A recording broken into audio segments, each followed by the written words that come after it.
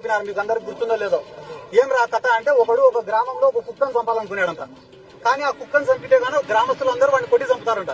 కాబట్టి వాడు ఏం చేసినాడు, రోజు ఒక 10 మంది కూర్చునే కాడికి పోయి ఒరే అది పిచ్చి కుక్కరా అని చెప్తాడంట.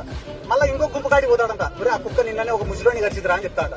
మళ్ళీ ఇంకో గుంపు కాడికి పోతాడు, ఒరే ఆ కుక్క నిన్ననే చిన్న పిల్లోని గడిచిదిరా అని చెప్పి వన్ పైండే ఆ కుక్కను చంపుతాడంట. చంపితే గ్రామస్తులందరూ అబ్బా పిచ్చి కుక్క చంపిపోయింది రాన్నారంట.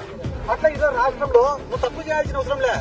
రోజు ఒక 4 టీవీ ఛానళ్లలో వీడు ఆడదాం ఆంధ్రాలో 100 ఎత్తినాడు, వాడు 300 ఎత్తినాడు, వాడు 400 ఎత్తినాడు, వీడు మైనింగ్ లో ఎత్తినాడు, వాడు పార్టీలో ఎత్తినాడు, వాడు లిక్కర్లో ఎత్తినాడు అని చెప్పి ఒక్క పథకం ఇవ్వకుండా డైలీ అన్ని ఛానళ్లలో జగన్ సార్ ఏం సార్ కరెంట్ ఛార్జీలు పెంచినారు కదా అంటే చెవిరెడ్డి భాస్కర్ రెడ్డి అరెస్ట్.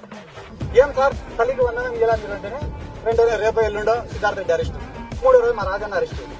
అంటే అరెస్టులను చూపించుకుంటా వీళ్ళు రాక్షసులని చెప్పుకుంటా ఈ రాష్ట్ర ప్రజలకు మొత్తం సున్నం పెట్టే ఆలోచనలో వీళ్ళు ఉన్నారు.